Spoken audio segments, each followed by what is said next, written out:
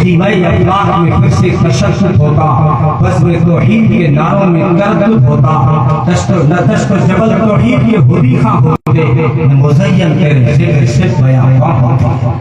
اسی ربیع الاول میں بہار بن کر تشریف لائے، ساری کائنات کے لیے بہار، ولادت ہوئی ہے اور ولادت کا کوئی منکر نہیں، ولادت کا انکار کوئی نہیں کرتا، میلاد کا انکار کوئی نہیں کرتا۔ میلاد کے معنی آپ صلی اللہ علیہ وسلم پیدا ہوئے، تو پیدا ہونے سے تو دنیا کا کوئی غیر مسلم بھی انکار نہیں کرتا۔ میلاد اسی ربیع الاول میں ہوئی۔ تاریخ کیا تھی یہ خلاف ہے، علماء کرام تھوڑا سہارا دے دے جو مشہور ہے۔ 9 ربیع الاول کیا کہتے ہیں؟ زیادہ تر کیا ہے؟ بہرحال مختلف اقوال ہیں کہ کون سی تاریخ کو تشریف لائی، لیکن اتفاق کے قریب بہت سارے محققین نے 9 ربیع الاول لکھا ہے۔ میں آج اسی پر اتفاق کر لیتا ہوں کہ آپ صلی اللہ علیہ وسلم ویسے جب بھی آئے، ہمارے آقا تاریخوں کے محتاج نہیں ہیں، تاریخیں تو ہمارے آقا کی نسبت سے بڑی ہوئی ہیں، جس دن بھی آئے وہ دن تاریخ ساز بن گئے۔ زیادہ تر محققین نے 9 ربیع الاول لکھا ہے۔ اچھا 9 اس لیے کہ 9 جو ہے نا 9 کا عدد، ویسے میں نے گنا ربیع الاول میں حرف لفظ بھی 9 ہے، ربیع الاول یہ 9 حرف ہوتے ہیں، اشارہ ہے کہ جو ربیع الاول میں آیا وہ 9 ربیع الاول کا آیا، اور یہ 9 کا جو عدد ہے، 9 کا جو ہندسہ ہے، یہ سارے ہندسوں کا سردار ہے۔ جتنے بھی عدد ہیں 9 سے بڑا کوئی عدد نہیں ہے، 9 سے بڑا کوئی عدد نہیں۔ آپ 11 12 لکھیں گے وہ ان حرفوں سے بنے گا جو 9 سے پہلے آ چکے ہیں، تو سب کا سردار 9 ہے۔ چونکہ ساری کائنات اور سارے انبیاء کے افسر اور سردار کو آنا تھا، تو جو تاریخ چنی، جو عدد چنا، وہ عدد بھی سارے اعداد کا سردار ہے، تو جو پیغمبر بھیجا وہ سارے پیغمبروں کا سردار ہے صلی اللہ علیہ وسلم۔ اچھا 9 ربیع الاول یہ 9 تاریخ، 9 عدد، 9 کا جو ہندسہ ہے، یہ سب سے اخیر میں آتا ہے، یہ سب سے لاسٹ میں آتا ہے۔ اب چونکہ سب سے اخیر میں بھیجا ہے، اس لیے 9 ربیع الاول کو بھیجا، اور 9 ربیع الاول کے بعد کوئی نیا عدد نہیں آتا۔ یہ آپ کے عقیدے کی بات کرنے لگا ہوں۔ 9 کے عدد کے بعد کوئی نیا عدد نہیں آتا۔ آپ چاہے 80 لکھ دیں، 80 بہت بڑا لگ رہا ہوگا، لیکن بنتا تو 8 اور 0 سے ہی ہے۔ 8 0 سے بنانا، 9 سے بڑے وہاں کوئی نہیں ملے گا۔ آپ 99 ارب، 99 کروڑ، 99 لاکھ، 99 ہزار کتنا بھی بڑھاتے چلے جائیں، اعداد میں، عدد میں، ہندسے میں 9 سے بڑا کوئی نہیں ملے گا۔ اور جو بھی 9 کے بعد آئے گا وہ وہی عدد ہوگا جو 9 سے پہلے آ چکا ہے۔ تو یہ ختم نبوت کا عقیدہ ہے کہ جن کو آخر میں بھیج رہا ہوں، اب ان کے بعد میں کوئی نیا نبی نہیں آئے گا۔ ہاں اگر کوئی قیامت سے پہلے حضرت عیسیٰ علیہ السلام آئیں گے، قیامت کی نشانی بن کر آئیں گے، دجال کو قتل کرنے آئیں گے، تو وہ پہلے آ چکے ہیں، پھر آ رہے ہیں، ورنہ کوئی نیا نبی ہمارے آقا صلی اللہ علیہ وسلم کے بعد نہیں آئے گا۔ اور دوسری 9 کی خاصیت یہ بھی ہے کہ 9 ایک وزن ایسا رکھتا ہے، ایک اپنی ذات ایسی رکھتا ہے کہ آپ 9 کو کتنا بھی تقسیم کرتے چلے جائیں، لیکن یہ اپنی ذات نہیں چھوڑتا، اپنی ذات نہیں چھوڑتا۔ اگر آپ کو 9 کا پہاڑا پڑھ لیں ایک بار، 9 کو 2 سے ضرب دیں، 9 9 کتنے ہوتے ہیں؟ ارے میں کہاں قبرستان میں تو نہیں بیٹھا ہوں. 9 اور 9 کتنے ہوتے ہیں؟ 18. 18 کیسے بنا؟ 1 اور 8 سے بنا. 9 سے بڑا تو وہاں کوئی نہیں ہے. لیکن ایک بات اور کہ اگرچہ 18 بن گیا لیکن 18 کے اندر 9 کی ذات موجود ہے. کیسے؟ 8 اور 1 کو جوڑو 9. اب چلے جاؤ آگے 27 پہ چلے جاؤ. 2 اور 7 کتنے ہوئے؟ 9. پھر کیا آئے گا؟ 36. چلو نا. 9 کا ہم نے ایسے پڑھے ہیں کہ آپ کو سمجھ میں نہیں آئے گا. ہمارے دور کے ماسٹر ان کی زبانیں تھوڑی الگ ہوا کرتے. آپ ہنسو گے میں اگر جس طرح یاد کیا تھا وہ سناؤں تو. ہمیں تو یاد آ رہا تھا 15 2 3 45 چوکا 60 55 چھکڑا 90 7 ملک کی ہنڈیا نوٹیا ڈائمنڈ 150. 9 کا بھی یہی حال تھا. ایکنم نم بینم بڑا دینم 27 چارم 36 پانم 45. تو آپ بولتے رہو 36. 3 اور 6 کتنے ہوئے؟ 9. پھر 45. 4 اور 5 کتنے ہوئے؟ 9. 54. 5 اور 4 کتنے ہوئے؟ 9. 63. 6 اور 3 کتنے ہوئے؟ 9. 72. 7 اور 2 کتنے ہوئے؟ 9. 81. 8 اور 1 کتنے ہوئے؟ 9. پھر 90 بنانا وہ 0 کی تو کوئی اوقات نہیں ہے. 9 کا 9 باقی ہے. اللہ نے جو اصلی اور ذاتی نبوت والا نبی بھیجا وہ 9 تاریخ کو بھیجا کہ اگرچہ ان کی نبوت کو تقسیم کر دیا جائے مشہور قول کے مطابق 1.25 لاکھ میں تقسیم ہو جائے, آخری قول کے مطابق 12 لاکھ نبیوں میں تقسیم بھی ہو جائے نا, تب بھی ان کی نبوت میں یہ ذاتی نبوت کی جھلک نمایاں نظر آتی ہے. چاہے آدم کے اخلاق ہو, شیش کی معرفت ہو, نوح کی شجاعت ہو, صالح کی فساد ہو, لوط کی حکمت ہو, دانیال کی محبت ہو, الیاس کا وقار ہو, یوشع کا جہاد ہو, موسیٰ کی شدت ہو, یعقوب کی بصارت ہو, یوسف کا حسن جمال ہو, اسماعیل کا اظہار ہو, اور حضرت ابراہیم کی قربانی ہو, حضرت عیسیٰ کا زہد ہو, حضرت سلیمان کی شوکت ہو, حضرت داؤد کی خلافت ہو. ان سب کے اندر آنچ ہمدارن تو تنہا داری, یہ جو کچھ رکھتے ہیں میرے محبوب یہ سب کچھ تو ایک اکیلا رکھتا ہے, اکیلا رکھتا ہے. حضرت یوسف علیہ السلام اگر حسن رکھتے تو ہمارے آقا حسینوں میں احسن, جمیلوں میں اجمل, کاملوں میں اکمل, شریفوں میں اشرف, نبیوں میں افضل, صاحب جمال, صاحب کمال, آمینہ کے لال, محبوب رب ذوالجلال, حسین, نازنین, محجبین, بہترین, بالیقین, شفیع المذنبین, رحمت للعالمین, راحت العاشقین, مراد المشتاقین, سید الانبیاء والمرسلین, ساقی کوثر, شافع محشر, قمر لیلۃ البدر, بدر بالا قدر, سارے رسولوں کے سرور, سارے انبیاء کے افسر, رہبر و رہنما, بدر الدجا, شمس الضحیٰ, خیر الورا, احمد مصطفیٰ, محمد مصطفیٰ صلی اللہ علیہ وسلم. تو اسی مہینے میں ان کی ولادت ہوئی. ولادت کو, میلاد کو ہم بھی مانتے ہیں. خوشی سارے مسلمانوں کو ہے. ہمارے آقا کی تشریف آوری پر خوشی سارے مسلمانوں کو ہے, اور خوشی منانے کا انداز سب کا الگ ہوتا ہے. اب اگر گھر میں مہمان آئے ہیں تو خوشی عورتوں کو بھی ہوتی ہے, خوشی بچوں کو بھی ہوتی ہے, خوشی بڑوں کو بھی ہوتی ہے, لیکن انداز سب کے الگ ہے. اگر گھر میں مہمان آیا ہے تو عورتوں کی خوشی یہ ہے کہ آج سب سے بہترین کھانا بنایا جائے, حلوہ بنایا جائے, کھیر بنائی جائے, گوشت بنایا جائے, اور بھی کئی آئٹم بناتی ہیں آج کل, نام ہی نہیں آتے. اور پھر اور بچوں کی خوشی, مہمان آ رہا ہے ان کی گاڑی پہ پھول ڈال دو اور مالائیں پہنا دو, گلیوں میں اچھل رہے ہیں, یہ بچوں کی خوشی ہے.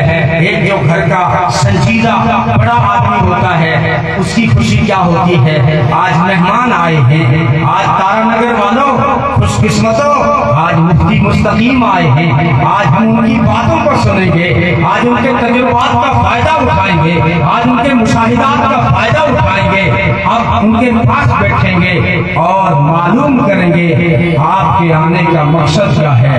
ہم جامع مسجد کے امام سے معلوم کریں گے کہ تارا جواہرہ نگر جو آئے ہو مقصد کیا ہے؟ کیا لفافہ لینے آئے ہو یا کوئی اور آپ کا مقصد ہے؟ تو جو گھر کا بڑا سنجیدہ ہوتا ہے وہ مہمان کے پاس بیٹھ کر اس کی تجربات، مشاہدہ اور اس کی باتوں سے فائدہ اٹھاتا ہے اور مقصد معلوم کرتا ہے۔ مقصد کیا ہے؟ کیوں آئے ہو؟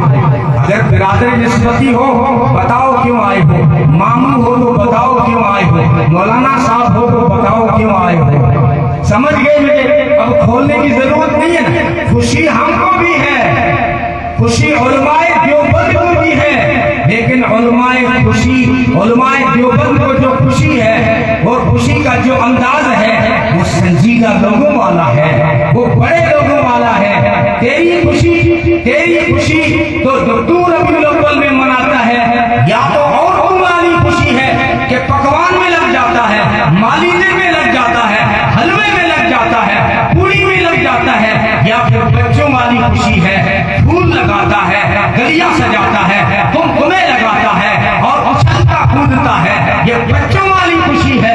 ارے تو کتنی بھی پگڑیاں باندھ لے، چاہے وہ براؤن کلر کی ہوں یا مٹیالی ہوں یا کالی ہوں، لیکن تو علماء دیوبند کے آگے ابھی بچے کا بچہ ہے۔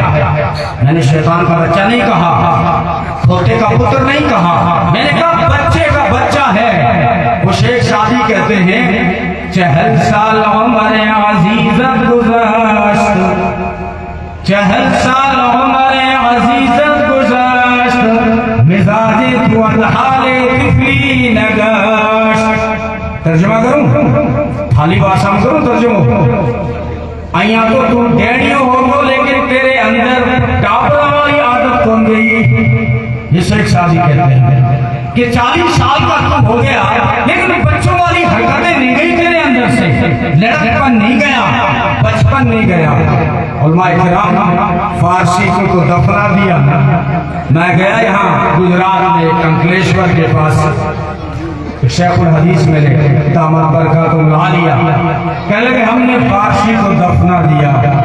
میں نے کہا خزینہ تھا اس لیے دفنا دیا، وہ خزینہ تھا، اس میں تمہارا تو ہے، تمہاری ہسٹری، تمہاری تاریخ، تمہارا ورثہ، تمہارا علم، تمہارا جغرافیہ، تمہاری تہذیب، تمہارا تمدن، تمہاری ثقافت تھی۔ اگر دفنا دیا ہے تو وہ خزانہ تھا، خزینہ تھا۔ شیخ شادی شیرازی رحمت اللہ علیہ کیا کہتے ہیں؟ 40 سال عمر عزیزت گزشت، مزاج تو حال طفلی نگشت۔ اور آگے بھی بڑی پیاری بات کہی۔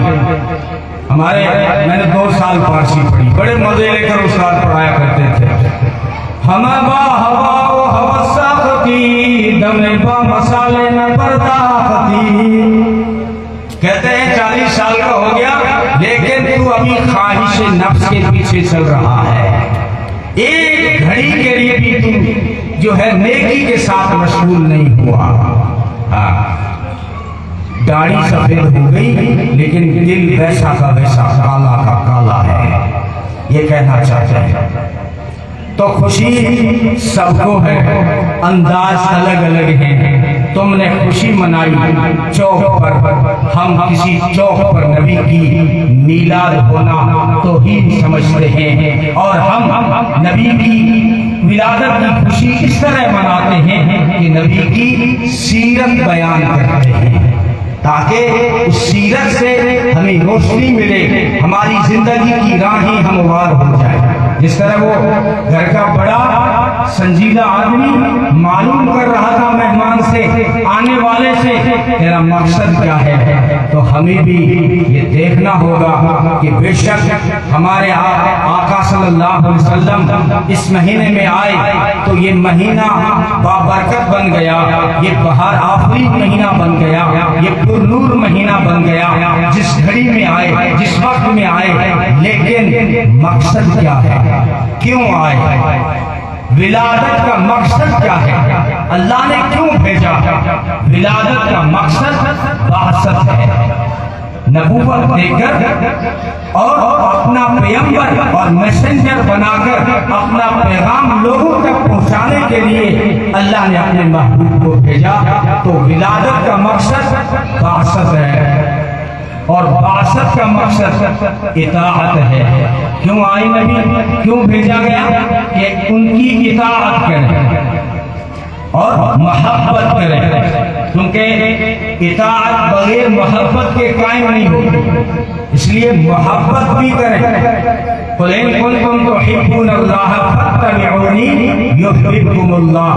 اللہ فرماتے ہیں اگر مجھ سے تم محبت کرنا چاہتے ہو، مجھ سے ملنا چاہتے ہو، میرا تعلق چاہیے نا، تو ایسا کرو فَاتَّبِعُونِي، میرے محبوب کی اتباع کرو۔ چونکہ اتباع بغیر محبت کے قائم نہیں ہوتی، اس لیے جو ہے فرمایا، اشارہ یوں ہے کہ اگر مجھ سے محبت کرنا چاہتے ہو تو پہلے میرے محبوب سے محبت کرو۔ اور محبت سے کیا ملے گا؟ ایک صحابی آ کر پوچھتا ہے اللہ کے رسول صلی اللہ علیہ وسلم قیامت کب آئے گی؟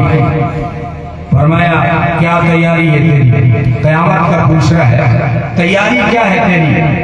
کہنے لگا زیادہ نوافل تو نہیں ہے، زیادہ نوافل صدقات خیرات تو نہیں ہے، لیکن ایک بات ہے کہ میں آپ سے محبت کرتا ہوں، میں اللہ اور اس کے رسول سے محبت کرتا ہوں۔ فرمایا پھر تو خوش نصیب ہے، تو قیامت کے دن تو جنت میں اس کے ساتھ ہوگا جس سے تو محبت کر رہا ہے۔ تو ہمیں بھی اپنے آقا سے محبت کرنے کی ضرورت ہے۔ بے شک ہر مسلمان چاہے وہ کسی بھی شعبے میں کام کر رہا ہو، اپنے کھیت میں معمولی سی جھونپڑی میں رہنے والا مسلمان بھی اپنے دل میں اپنے آقا کی محبت رکھتا ہے، لیکن ایسی محبت ہمارے دلوں میں پیدا ہو جائے جو ہمیں عمل پہ کھڑا کر دے، جو ہمیں ہمارے آقا صلی اللہ علیہ وسلم کی سنت پہ قائم کر دے۔ ایسی محبت کی ضرورت ہے۔ محبت مسلمان تو کرتا ہے، اور مسلمان نے دنیا میں یہ ثابت کر دیا ہے کہ اپنے آقا سے اتنی محبت کرتا ہے۔ میں صرف نمازیوں کی بات نہیں کرتا، حاجیوں کی بات نہیں کرتا، جو روزہ رسول صلی اللہ علیہ وسلم کو دیکھ کر آئے ان کی بات نہیں کرتا۔ ایک عام ریڑی والا جب سنتا ہے نا کہ جو ہے میرے آقا کی توہین اور گستاخی ہوئی ہے، وہ ریڑی بیچ کر خنجر خریدتا ہے اور دن دہاڑے اس دشمن کو جہنم رسید کر دیتا ہے۔ ایک نوجوان ہے جس کے چہرے سے ابھی معصومیت کی روئی بھی نہیں جھڑی ہے، لیکن کھلی عدالت اور کچہری میں کھڑے ہو کر ججوں اور وکیلوں کے سامنے گستاخ رسول کے پرکھ سے اڑا کر نعرہ مستانہ لگاتا ہے۔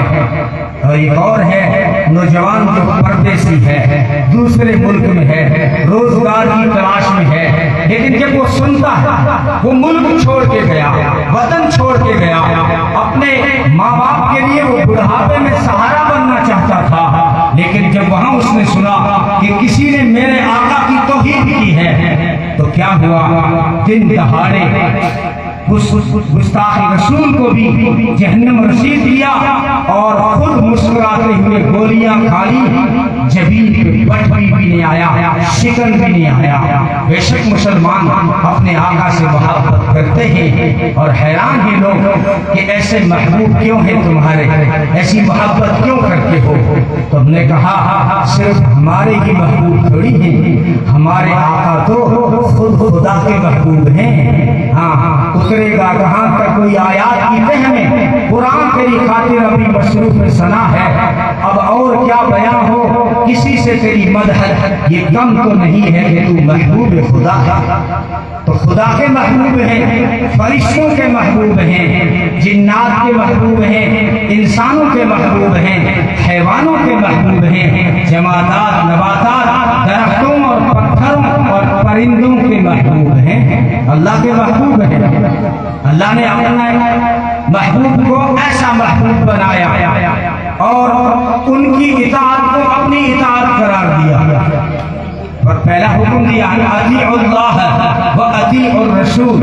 تارا نگر والوں دین بڑا آسان ہے، اطیعوا اللہ و اطیعوا الرسول، اطاعت کرو اللہ کی اور اطاعت کرو رسول کی۔ یا اللہ ہم تیری اطاعت کیسے کریں؟ تیری نماز کیسے پڑھیں، زکات کیسے دیں؟ اس کا جواب دیا وَأَطِیعُوا الرَّسُولَ، رسول کی اطاعت کرو، وہ تمہیں بتائیں گے کہ شریعت کیا ہے، اسلام کیا ہے، نماز کیسے پڑھنی ہے۔ صلوا کما رأیتمونی اصلی، میرے آقا صلی اللہ علیہ وسلم نے فرمایا کہ نماز ایسے پڑھو جیسے مجھے پڑھتا دیکھتے ہو۔ تو یہ معیار بنا دیا، یا اللہ جب تیرے محبوب کی اطاعت تیری اطاعت ہے، کیونکہ وَمَن يُطِعِ الرَّسُولَ فَقَدْ أَطَاعَ اللَّهَ، جس نے رسول کی اطاعت کی اس نے اللہ کی اطاعت کر دی۔ یا اللہ جب تیرے محبوب کی اطاعت تیری اطاعت ہے تو دونوں حکم الگ الگ کیوں دیے؟ اطیعوا اللہ و اطیعوا الرسول، اس لیے کہ میرے محبوب کے ہر حکم حتمی اور لازمی ہو جائے۔ اگر وہ تمہیں کہہ دیں اللہ نے کہا ہے، اللہ نے فرمایا ہے، تب بھی مان لو، اگر اپنی طرف سے کہہ دیں تب بھی مان لو۔ وما ينطق عن الهوى ان هو الا وحی یوحی، وہ جو بھی بولتے ہیں وہ ہماری طرف سے وحی ہوتا ہے، وہ ہماری طرف سے وحی ہوتا ہے۔ وما آتاکم الرسول فخذوہ وما نہاکم عنہ فانتہوا، جو رسول تمہیں دے دیں وہ لے لو، اور رسول جس سے روک لے اس سے روک جاؤ۔ یہ معیار بنا دیا، رسول نے روکا، اب اپنا دماغ استعمال نہ کریں، اب دنیا کو نہ دیکھیں۔ یقیناً جس چیز سے تمہیں روکا گیا ہے اس میں تمہارا نقصان تھا، اس لیے روکا گیا ہے، اور جس چیز کا حکم دے رہے ہیں اس میں تمہارا فائدہ ہے، اس لیے حکم دے رہے ہیں۔ میں ہر ہوں جو آپ سننا چاہتے ہیں، مجھے اکابرین نے پابند کیا ہے کہ آپ اشعار بہت مشکل پڑھتے ہیں، عوام کو کچھ سمجھ میں نہیں آتا۔ میں آج عوام کے لہجے میں بات کر رہا ہوں کہ جو ہے اللہ کے رسول صلی اللہ علیہ وسلم کو ایسا معیار بنایا کہ ان کی اطاعت کریں تو میری اطاعت ہو جائے گی، اور فرمایا اگر مجھ سے محبت کرنا چاہتے ہو تو پہلے میرے محبوب سے محبت کرو۔ اللہ کے محبوب ہیں، فرشتوں کے محبوب ہیں۔ فرشتے آ کر باتیں کرتے ہیں، ایک کہتا ہے ان کے بارے میں بتاؤ نا، دوسرا کہتا ہے کیا بتائیں، یہ تو سو رہے ہیں، تیسرا کہتا ہے ارے ان کی آنکھیں سو رہی ہیں لیکن ان کا دل جاگ رہا ہے۔ تین سو رہے ہیں، ایک حضرت جعفر ہے، ایک حضرت عباس ہے، بیچ میں محمد عربی صلی اللہ علیہ وسلم استراحت فرما رہے ہیں۔ فرشتے کہتے ہیں کہ یہ جو تین سو رہے ہیں ان میں سے وہ کون سے ہیں؟ دوسرا فرشتہ کہتا ہے وہ ہیں جو بیچ میں سو رہے ہیں۔ تیسرا کہتا ہے وہ جو بیچ میں سو رہے ہیں ان کو اپنے ساتھ لے چلو، وہ ہمارے پیارے ہیں۔ تو فرشتوں کے محبوب ہیں